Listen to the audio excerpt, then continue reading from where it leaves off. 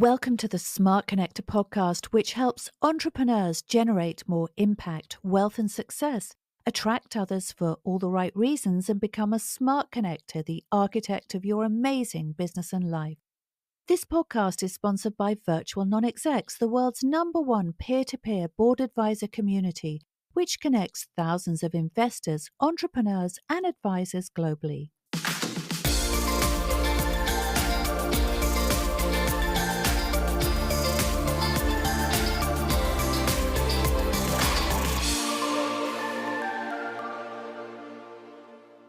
Welcome to the Smart Connector podcast. I'm truly privileged to bring you a fantastic guest today, Stephen Sachs. Welcome, Stephen. Thanks, Jane. It's great being here. Stephen is the founder and CEO of FundingNav, which helps businesses with more ambition than cash secure funding to ignite their growth. And he's also co-founder of ExitClub, which helps business owners to sell their businesses in a way that helps them achieve all their goals for life. So today, what we're going to talk about is how businesses typically run into funding challenges and how they can resolve them and get the cash they need. And then we're going to talk about what happens when they enter the next phase of success and they're ready to exit in a way that's not just throwing their businesses away, but actually sets them up for their next best chapter and the life they've worked so hard for. So it's wonderful to have you here, Stephen. I can't wait to get into this with you. But before we do, tell us a little bit about yourself. How did you sort of get into this whole kind of funding game and what's your background? Fashion. I used to run a number of different fashion businesses and sometimes acquiring or disposing of businesses. There was some M&A involved in that. And in fact, I still have a connection with the daughter, one of my daughters who runs a fashion business, which I'm involved in. But it's a small part of what I do now. Anyway, I was having a meeting some years ago with two advisors, and I was quite stressed because there were issues, right? It's a bit business, right? There are issues. There's a surprise. And I remember thinking, I'm paying these guys, they're sitting there, they don't look very stressed. I've kind of got the stress. I'm paying them, and yeah, I'm more stressed. It's sort of like, you know, what in my next iteration, I'd quite like to be sitting on that side of the table. And I kind of held that thought. And then when I did exit that business ultimately, then I started funding that with that thought in mind. Yeah, which is amazing. But in order to start a funding business, I mean, you've really got to have a head for numbers, don't you? I mean, numbers has to be something that you're really good at. I mean, how were you always good at numbers, or was this just something that your interest grew, and how did it all come about? Well, I I'm not bad with numbers. I'm quite good with arithmetic, actually, and I think that's probably like a lot of people of our sort of vintage, Jane, that were kind of brought up without pocket calculators and sort of computers. So I've got a really good feel for numbers, but I'm certainly not a maths genius by any count. And I think that actually that's kind of my superpower. My superpower is that I come from business. I wasn't a bank manager and I wasn't an accountant or not, Yeah, and none of those things. So I get business issues, yeah. which can be sort of deeply personal or emotional, and I understand how to resolve them. So I think maybe I start more on the emotional side and work towards the numbers, whereas I think that a lot of people in this industry, it's all about the numbers, and that's not the case for me. Yeah, and that makes perfect sense because whenever there is a financial issue in a business, emotions run high. I mean, most businesses run into financial issues constantly and they have to resolve them constantly. But when they reach a critical point where they need funding, then that's a fairly pivotal point in the business, whether it's good or bad. And I think without actually understanding the psychology of the people and also the actual business issues, I don't see how you could provide the service that you do. Well, you're quite right. That's exactly the case. There's a lot of ego tied up in business growth. I see a lot of younger founders moving seemingly seamlessly from sort of one fundraise to the next without really giving a thought to what's in it for them.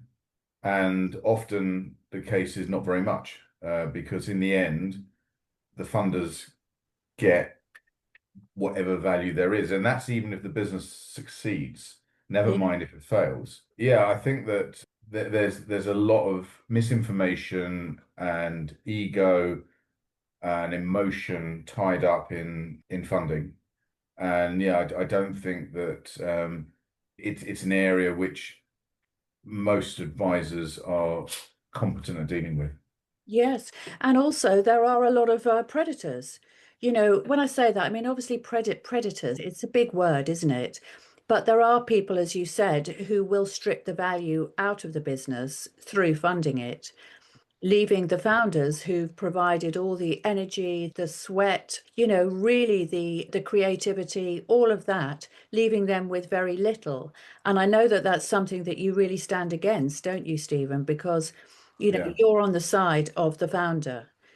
Always. I know that yeah. Stephen and I we work together as well. So I think that I can say that confidently about you, that you actually care about the person and you care about their vision and about their goals. It's not just about, okay, you need some money, so I'll go out there and find this and take a nice healthy chunk for myself. Not about that, but a lot of people are like that, aren't they? Well, they are, and also the term sheets that a lot of investors, especially professional investment businesses like venture capitalists and private equity, issue are very imbalanced. Very, all of the risk and the cost is on the business and the business's founders, and all of the return is on them. So, you have things, for example, like liquidation preferences, and that they can be multiple liquidation preferences.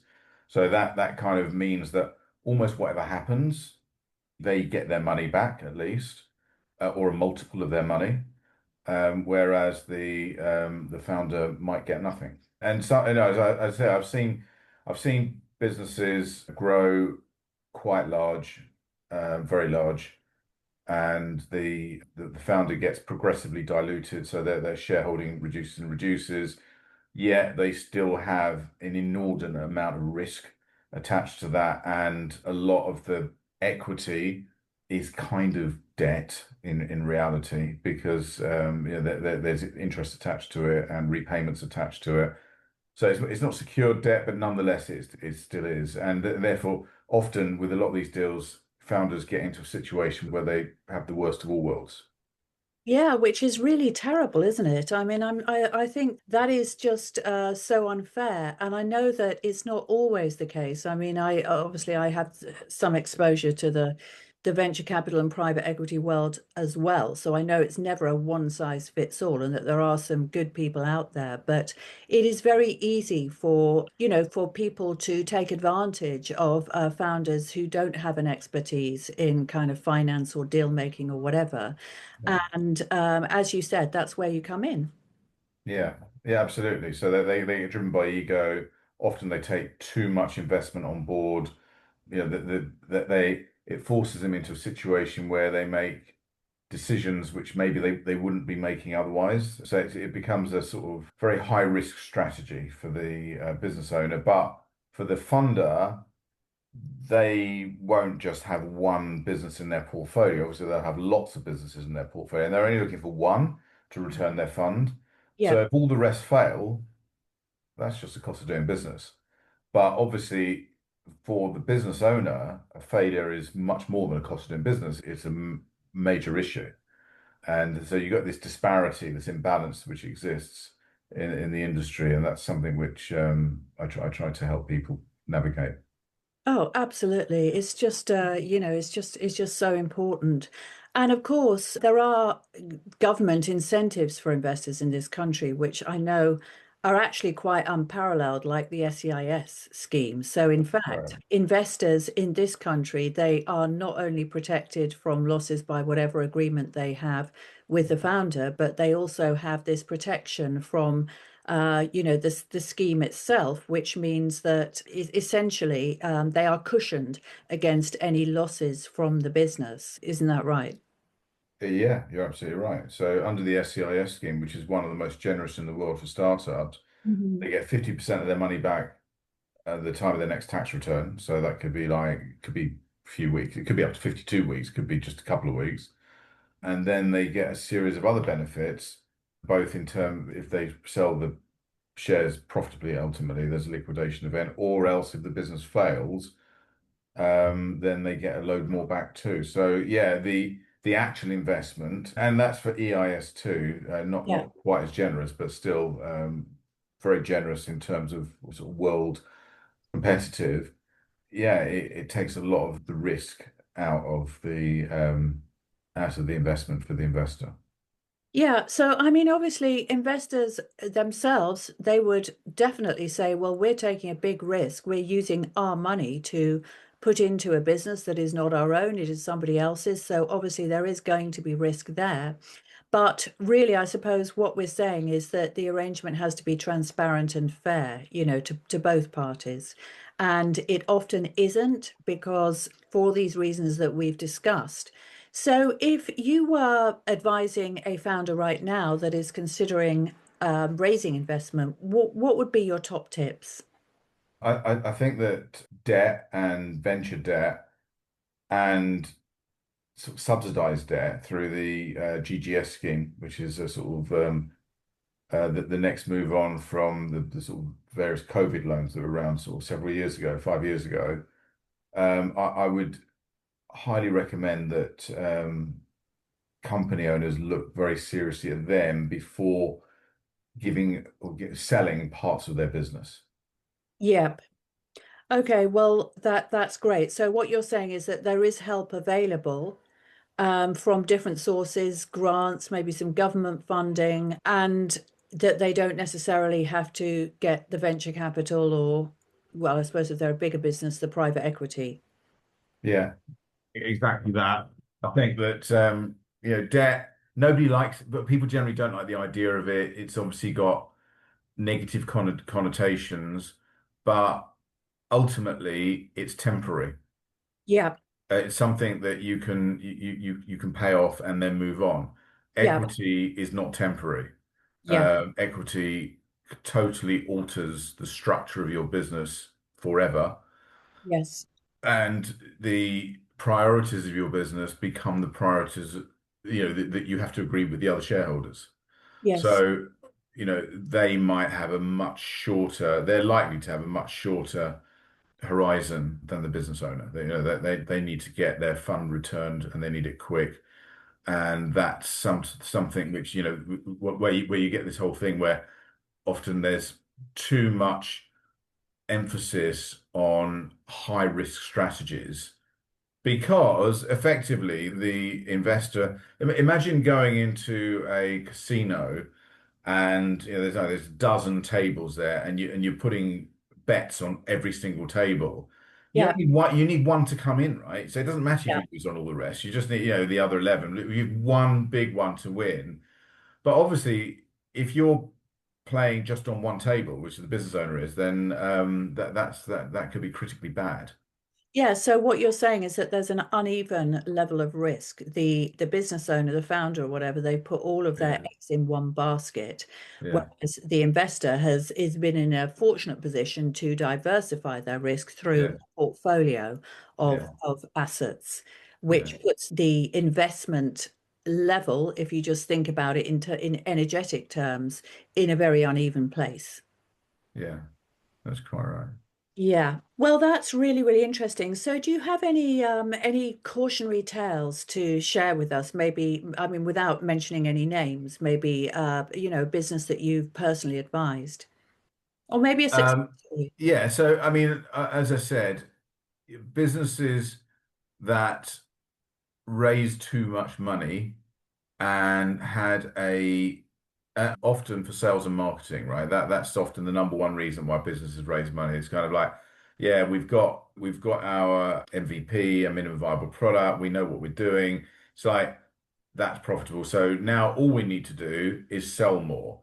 So for a D2C business, that means often translates into I'm going to chuck more money at like Meta, or for a B2B business, that might mean I'm going to go into the market and buy or sorry, hire a top sales manager, who's then going to bring in a team.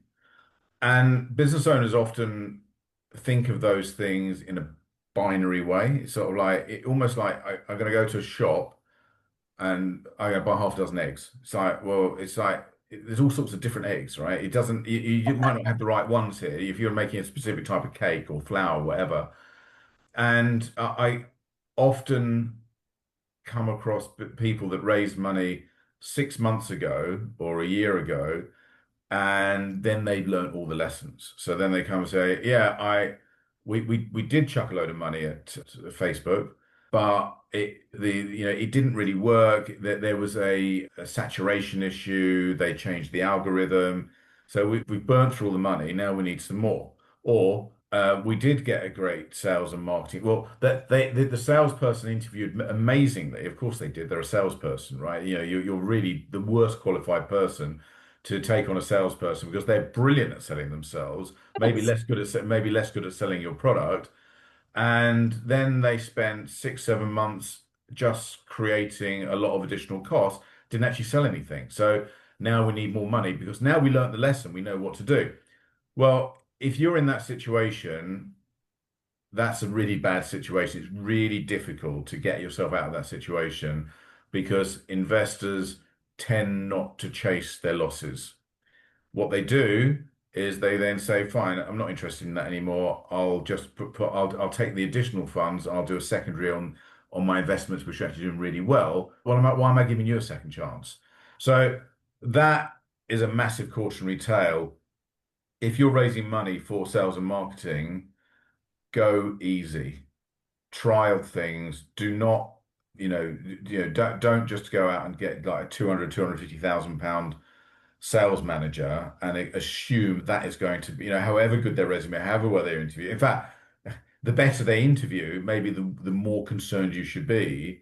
Work out ways of dealing with these things fractionally, and ditto with digital marketing, which can absolutely take your pants down.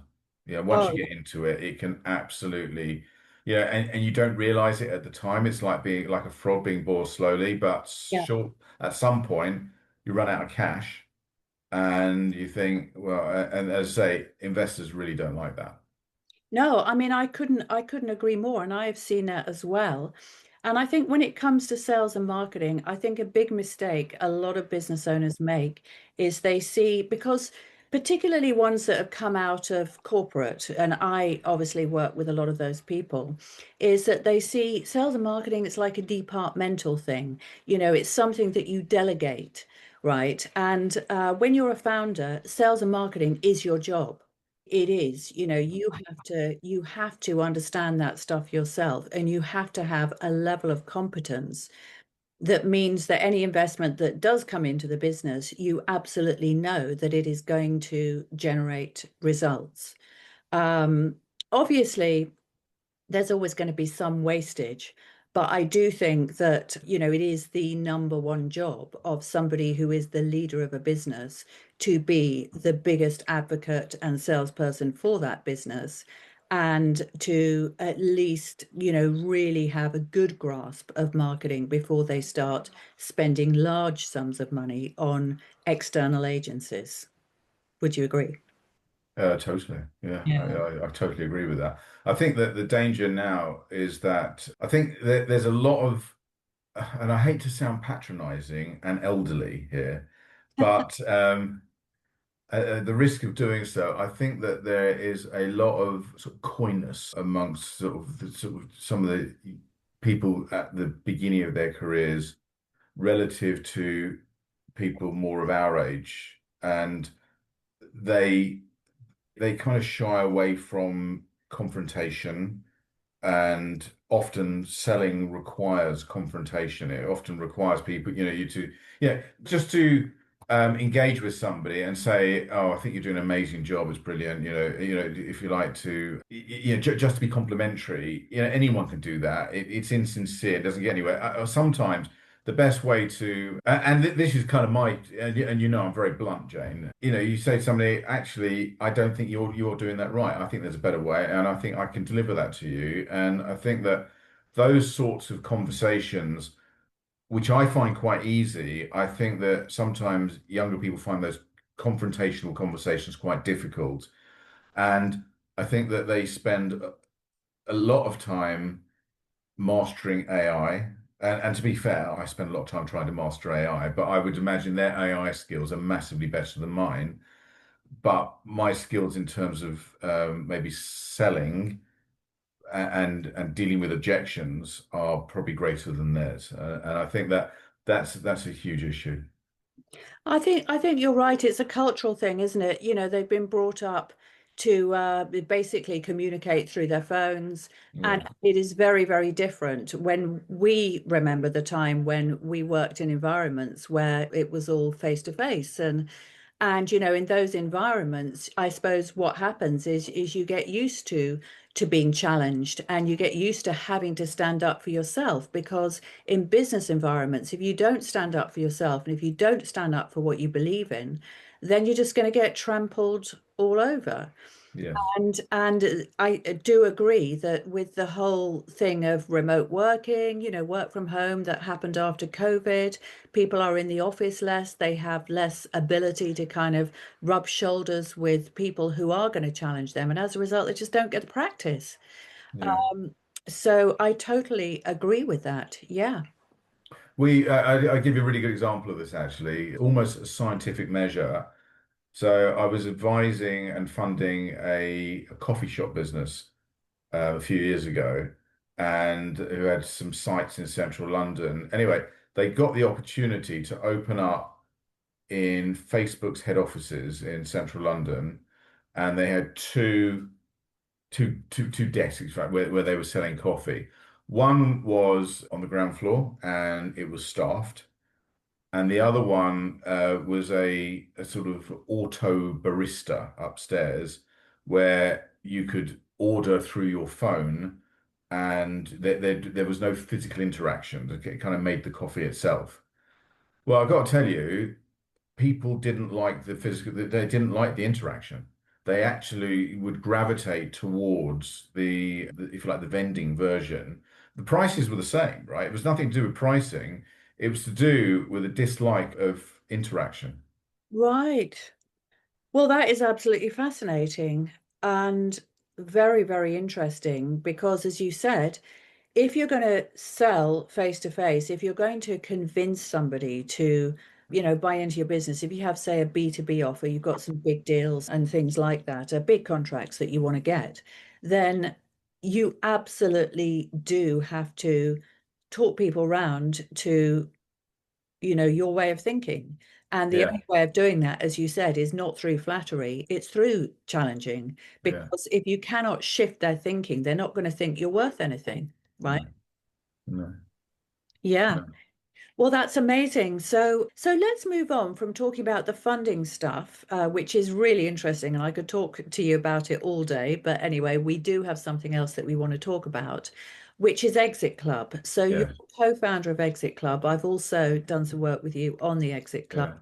offers. So I'm super excited about this initiative. And yeah, tell us what inspired you to get involved with Exit Club and about the mission. Yeah. So the business exit model is kind of broken. And by that, I mean that there's a lot of advisors out there, and lots of businesses receive unsolicited messages from these people saying that they'll help them to sell their business. But when you go into the background there, what they do effectively is they take retainers, and in exchange for that, they do two things. One is they create an IM, like a deck that demonstrates the business, what it does and what the value might be. And the other thing that they do is they get a hit list of potential buyers and they send it out, and then they wait. And what happens most of the time is nothing. So that sort of like it gets tumbleweed. It doesn't actually go anywhere. So the business owner has spent money and time and not got anywhere. And worse than that, of course, they have also created potentially, it's very difficult to keep these things quiet internally, an internal narrative sort of dialogue where your team know that what's in your mind. You kind of think you're selling the business, that there's stuff that's going out there, and that might not be what you actually want. So that's not great. And also, most businesses don't get sold. Only about 3% of businesses get sold. 97% of businesses don't. Even businesses that do get term sheets, often they don't get, about 75% of those don't get transacted on. So the whole shebang doesn't really work. And there are lots of reasons for that. So our approach is less estate agent, which is kind of the mechanism that I've just described to you. Like I'm going to photograph your house and I'm then going to sort of put it on Zoopla and Rightmove, which is effectively what estate agents do nowadays, and stick it in the window of my shop, rather than property developer, which is that I've seen a doer-upper. I think I can work with the owners and I can create something which is actually in demand in this market. And I'm going to work, and I'm going to de-risk the owners from the owner's perspective. I'm going to just take a percentage of the upside. So our deal to business owners is that we do something called a diagnostic at the beginning, which is like an MOT that you might have on your car, and that we go into a lot of depth into where the business's resources are currently being invested and where they might need to be invested in order to create the maximum amount of value in terms of an exit. And they're often quite different to where there's a big disparity there often. And then we get a valuation, which is done by a third party. And then we agree the valuation with by doing sort of a bit of market research and also with the owner. And our deal is that we take 10% of the upside. So the difference between what the business might be worth today and what it might be worth in a year to 18 months or 2 years' time, once we've worked together and we've dealt with all the issues. So sometimes they can be really basic issues. So, in due diligence, lots of deals fall over in due diligence. So, people start to ask questions about, I don't know, various things that could easily have been dealt with at the beginning, and they weren't dealt with at the beginning. And the more questions that buyers have, they use that to chip the price, to erode the confidence of the seller. There's a big choice of businesses to buy. Just say, I'm going to walk away from this. So you need to redress the balance and be in a situation where the buyer is actively courting you. So it's this whole psychological flip. And when they get into the detail, there's nothing there that's going to scare them because you've already dealt with all of that. So I suppose, the difference in terms of saleability and valuation, and just going back to the house analogy, is the difference between you putting your house on the market, going to the local estate agent. They'll value your house, but to be honest with you, you could do it yourself because it will be the same as the value of all the other houses in your road that are similar to your one. And it's the difference between that and somebody knocking on your door in half an hour's time after you finish this conversation with me, Jane, and they go, Jane, I absolutely love your house. This is my dream house. I've been walking past it every day for the last sort of 5 years, going to the station or whatever. And you know what? I couldn't afford. I didn't feel I could afford it before, but now I've just come into a load of money because my grandma died, and I really, really want to buy your house. Well, you can imagine, can't you, that the price you might get from the second example is going to be considerably greater than the price you might get from the first one. And what we do is to create the situation, the conditions where that is the type of conversation that business owners are going to be having, rather than the first type of conversation, which is like, you're probably not going to sell it.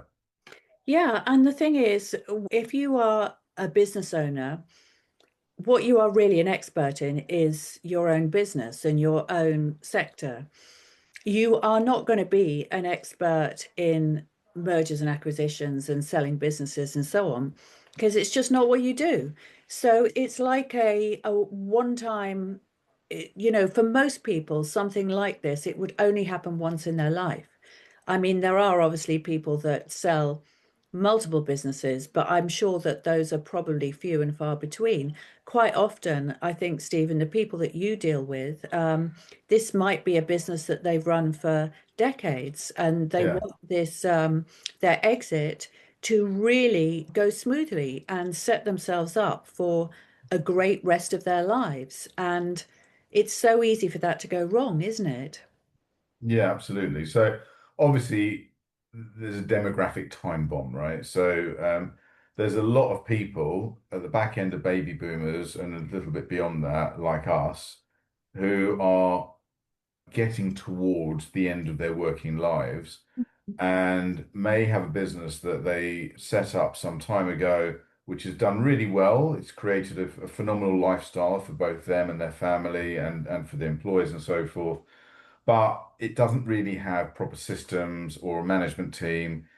And the business owner is probably in receipt of a number of unsolicited pieces of direct mail from the students of a variety of educators that were in the property business, people educating people around sort of buy to let and HMOs and that kind of thing. But as that market has collapsed, have now moved on to their main pitch is buy a business for £1. Yes, no money. And I'll tell you how to do it. And there are people who are well, there are people who are doing that successfully, to be honest. And the main reason is, as I say, that the business owner may have something may have happened, which kind of means that their requirement to exit becomes quite immediate. Yeah. Often that is health related. May not be their own health, maybe their partner's health or member of the family, maybe just a friend, something, suddenly my friend dropped dead of a heart attack or something at sort of 62, and I just maybe really think that do I really want to be doing this for the rest of my life? Actually, there's so many other things I really like to be doing, and therefore my deadline to get out is this. And at that moment, a letter arrives on their desk from one of these sort of bottom feeders, and they take a meeting, and there's a chemistry, and often they end up just giving their business away to this person, which is a massive example of destruction of value. Sometimes there are, the deal is that the people are going to get a payout over time. They're often lending these people the money to buy their business. But, frankly, when you trust somebody who doesn't really have experience of your business and may have no experience of business, to be honest with you, maybe they would never ran a business. They're just a middle manager that came out with a redundancy payoff or something, and you expect them to be able to run your business successfully and pay you what you think it's worth. Well, often those deals kind of don't really work very well.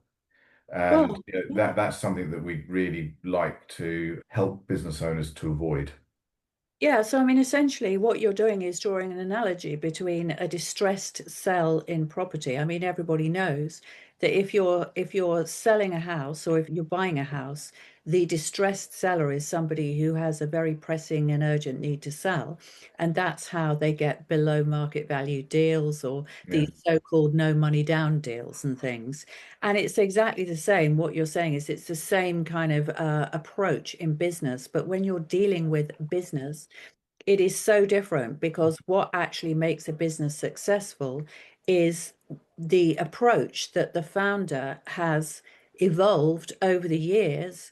And yeah, that is a very unique thing. And there may be flaws, obviously, if they've been doing it for a long time, and I've seen this as well, that they may not be using modern technology in the right way. They may be, that there may be certain corners of the business that are not really working very efficiently or whatever. But what I really like about what you do is that you go in and you shine a light on all of those things and you fix them so that mm, when they do actually exit, they really achieve the fruits of all of that investment and effort because it is not easy to build a profitable, successful business. Most people can't do it. And anybody that has done it and has done it consistently and kept that business alive and kept it going, growing for many years, they are in the minority, and they really deserve a lot of kudos, and they deserve to get value from an exit, don't they? Yeah, they certainly do. And I think that, yeah, as you said previously, they approach this transaction without any previous experience, and maybe the only other big transactions they've done in their life are property purchases or sales, and it's much more difficult than that. There's not, property, even in a depressed market, has a value, right? You can exit a property at a price. Often businesses, there's no buyer. Literally, literally, if I'm selling this business for £1, it's like, who's going to buy it? It's sort of, and who's going? And there have been examples, of course, of people who bought a business for £1 and lost an absolute fortune on it. I know some people that paid £1 for it. I know a guy that bought a legal business for £1 that was turning over several million. And his error was that he bought the business towards the end of the month, and the first month's revenue, that was because the due diligence took time and the legals took time, and all of the revenue he was expecting in the first month therefore went to the previous owners and shareholders, and he paid £1, and literally he went into the business, and then the guy, the finance guy, came in and said, "Well, we've got to pay the wages tomorrow, but all the money's been taken out by the previous owners. I need £300,000. So Wow. either you're going to give me £300,000, or we can't pay the salaries." So then he was 300 grand in, and there were various other issues in that as well. And that business he bought for £1 ended up costing him over £500,000. Wow. Wow. So, it's whereas a house, yeah, it might have a load of issues, but there's an innate value in land, right? They're not making any more of it. And unless there's some major issue that you've got with your land, like it's eroding into the sea, for example, because you built your house on a cliff edge, then you're going to get some value back for it at some point, at some level, but Yeah. not in a business. Talking about this reminds me, because obviously I've been through the merger and acquisition process, as you know. So we sold our business to a US communications group. And whenever I hear you and your guys talk about all of this, obviously it takes me back. And the interesting thing about our acquisition was that we kind of hit a following wind. At that particular time, there was a lot of people that wanted the business. There were very good reasons for that. It was because it was a good addition to their portfolio of businesses. But anyway, we ended up selling to a US communications group. We got a few million up front, which was absolutely fantastic. And then we were on an earnout, a 3-year earnout. Now, during that earnout, I actually exited early because it was to do with my children. I just couldn't climb that extra hill.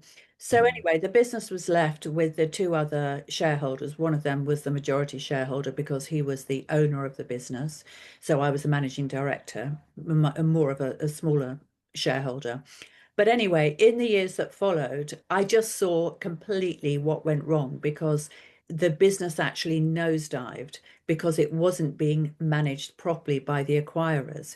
So they had, put all of this money into the business, then they had totally taken control of it, and they were running it how they thought a business like ours ought to be run, with complete lack of understanding of the levers that had actually made that business successful.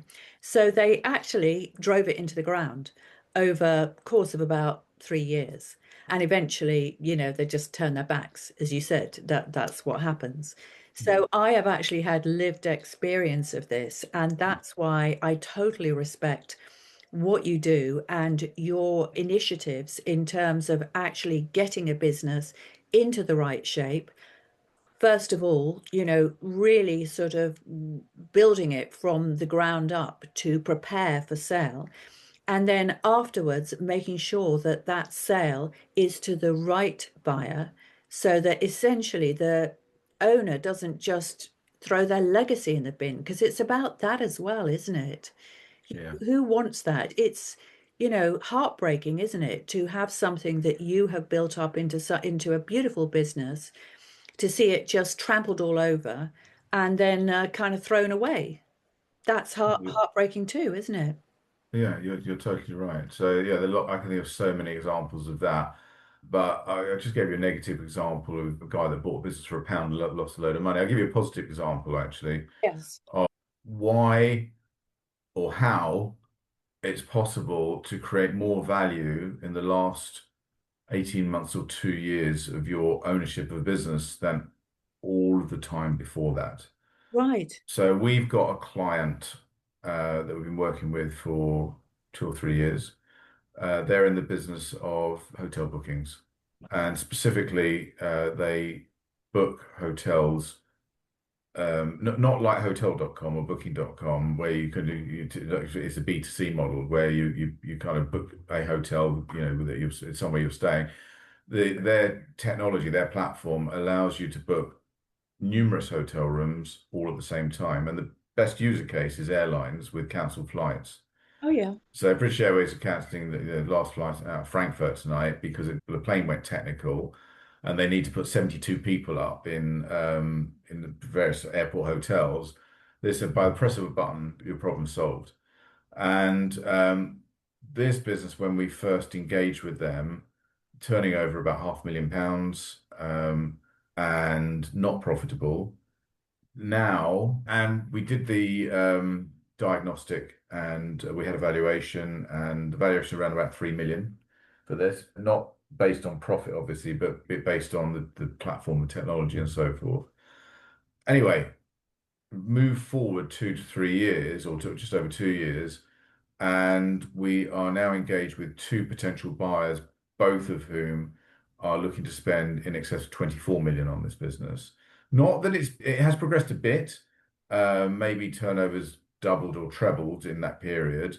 So it's only still relatively small, but both of these acquirers are very well funded, and they want this technology, and they don't want their competitor to have the technology. There you So go. we are in a very good space. We're kind of managing all of the negotiations. We haven't really given out huge amounts of, like pitch decks or anything. We created a vision statement, like a vision document, which shows where this could go. It could be huge. And obviously that's enough to kind of really get them salivating, get them interested. And that's what we do. And I'm not saying we can do that for every business in every sector, but that's a great example of a business that has gone. It took years to get from 0 to 3 million in valuation, and then a much shorter period of time to get from 3 million to 24 million. Well, which is incredible. And that is the power of getting the right help at the right time. Obviously, as you said, they must have been doing something right because they've increased their turnover and, presumably the performance of the business remains strong. Otherwise, they wouldn't have been able to obviously, attract those kind of higher valuations. But at the same time, I'm sure that the help that you gave them was invaluable because I know, you don't just work alone, Stephen. You've got other people on your team who are just phenomenal.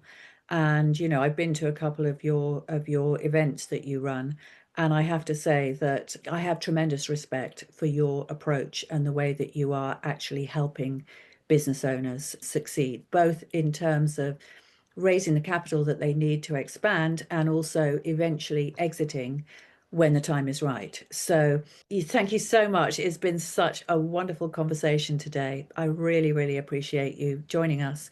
And thank you if you've been listening or watching to the Smart Connector podcast. It's been great to have you here as well. Okay, bye-bye for now.